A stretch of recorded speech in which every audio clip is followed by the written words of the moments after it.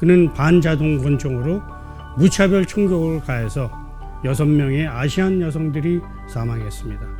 코로나19 팬데믹이 악화되는 것을 악용해서 노골적으로 인종차별과 살인 행위도 서슴지 않았던 것입니다. 차이나 바이러스 또는 콩플루라고 지칭하면서 우리 아시안들은 우리 똑같이 생겼다, 이렇게 생겼다는 이유로 증오범죄의 대상이 될 수 있다는 것이죠. 이 콘텐츠는 아시안 증오범죄 근절 프로그램의 일환으로 캘리포니아주에서 지원받아 제작되었습니다. 2021년 3월 16일을 기억하십니까? 미국 조지아주 아틀란타시에서 무차별 총격 사건으로 8명이 살해당하는 충격적인 사건이 발생했습니다. 범인은 21살의 백인 남성 에런 롱인데요. 그는 반자동 권총으로 무차별 총격을 가해서 6명의 아시안 여성들이 사망했습니다. 근데 그 중에 4명은 한인 여성들로 밝혀지면서 미주 한인 사회뿐만 아니라 한국 전 세계가 충격에 빠졌었죠. 이 사건을 계기로 아시안 헤이트, 즉 반아시안 증오범죄의 심각성이 미 전역에 알려지게 되었습니다. 그 당시 흑인이나 라틴계보다 오히려 아시안 아메리칸들이 자신들이 증오범죄의 대상이 된다는 것을 두려워한다는 여론조사도 발표되었습니다. 코로나19 팬데믹 이전에는 아시아 증오범죄 행태가 주로 언어비하 또는 차별 대우 등 미세했으나 코로나19 팬데믹 당시에는 언어폭력은 물론이고요, 신체 폭행이 빈번히 발생하면서 아주 심각한 상황으로 악화되었습니다. 가해자 중에 일부는 흑인과 라틴계가 포함되면서 또다시 소수민족 간의 인종 갈등이 증폭되는 것은 아니지 우려되는 그런 상황이기도 했습니다. 그런데 인종차별과 증오범죄의 주요 원인은 바로 백인 우월주의 사상이라는 것을 우리가 깊이 인지할 필요가 있습니다. 미국 사회의 백인들 중 상당수는 아직도 백인 우월주의 사상을 신봉하고 지지하는데요.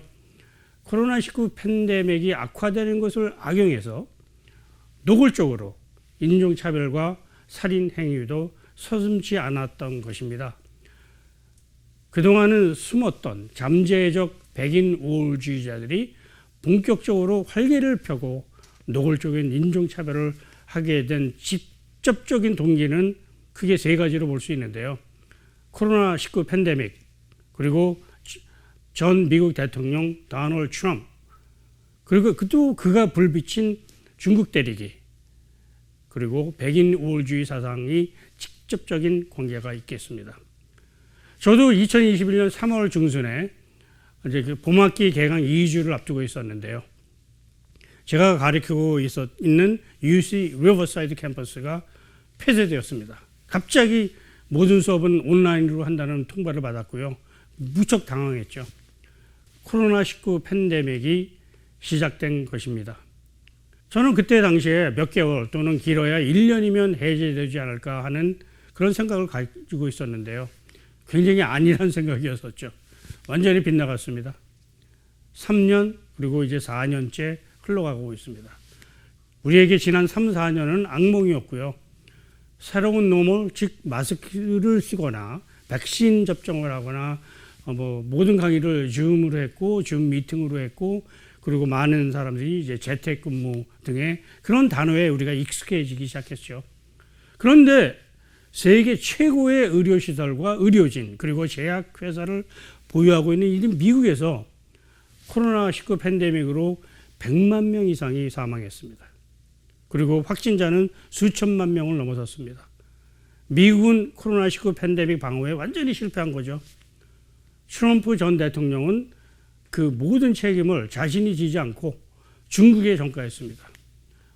기자회견 할 때마다 트럼프 전 대통령은 코로나19 팬데믹이라는 정식 명칭이 있었는데요. 대신에 차이나 바이러스 또는 콩플루라고 지칭하면서 중국 책임론 또는 중국 때리기를 매번 반복했습니다. 즉 트럼프 전 대통령이 바로 반아시안 바이러스를 미 전역에 전파하고 노골적인 백인 우월주의 표출을 불붙인 장본인이라고 볼 수 있겠습니다. 그 당시 반중국 정서가 미국 사회에 만연하면서 백인 우월주의자들이 그 기회를 포착했고 반아시안 증오범죄, 즉 아시안 헤이트를 실행에 옮겼습니다. 그런데 중국 대륙에 엉뚱하게 한인을 포함해서 우리 아시안 아메리칸들이 희생양이 된 거죠. 왜냐하면 미국인들은 한국계, 중국계, 일본계로 구분하지 않습니다. 우리 아시안들은 우리 똑같이 생겼다. 그래서 아시안들 모두가 증오범죄의 대상이 된 겁니다. 많은 아시안 아메리칸들이 아시안 헤이트로 사망하거나 폭행당하는 사건이 빈번하게 발생하면서 또 취약계층, 특히 여성과 노인들이 공포에 떨었습니다. 근데 우리가 고민해야 될 것은, 특히 더욱 심각한 것은 백인 우월주의 사상이 미국에서는 거의 대부분 분야에서 제도적으로 깊은 뿌리를 내려 자리 잡고 있다는 점입니다. 최근에 경찰의 과잉진압 총격 사건으로 많은 흑인들이 사망하고 있는 것이 단적인 예의라고 볼 수가 있어요. 왜냐하면 총격 사건을 저지른 대부분의 경찰들은 정당방위로 형사처벌을 받지 않습니다.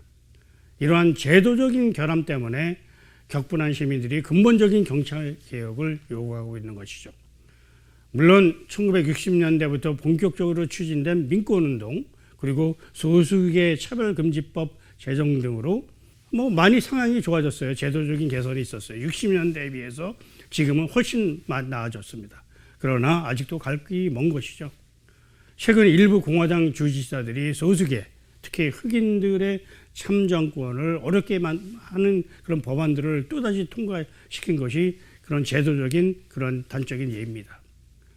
다시 말해서 흑인 차별과 아시안 증오범죄의 뿌리는 바로 백인 우월주의 사상입니다. 우리는 지금 언제 어디서는 아시안 아메리칸은 이렇게 생겼다는 이유로 증오범죄의 대상이 될 수 있다는 것이죠. 특히 요즘같이 극분열됐죠. 미국 사회도. 분열된 미국 사회에서 우리는 증오범죄에 노출돼 있어서 우리 모두 각별히 주의해야 한다. 저는 이렇게 학생들에게 얘기합니다. 백인 우월주의는 사회 악이다. 평등과 자유를 그리고 정의를 내세우는 미국 민주주의에서 인종차별의 주범인 백인 우월주의는 사회 악임을 인식하고 타파해야 된다고 생각합니다. 최근에 아시안 증오범죄 중단 법안이 연방 상원을 통과했습니다. 인종적 요인으로 발생한 증오범죄에 대한 처벌과 제도적 개선을 위해서는 매우 바람직한 법안이라고 볼 수 있죠. 미국 내에서 우리 아시안 아메리칸의 위치는 흑인도 백인도 아닌 중간에 있으면서 백인과 다른 소수계로부터도 압박과 차별을 받고 있는 굉장히 위기에 처해 있습니다. 우리는 다른 소수계들과 힘을 합쳐서 백인 우월주의를 타파하고 보다 정의롭고 공정한 사회 구현을 위한 노력에 다 같이 참여해야 된다고 생각합니다. 고맙습니다.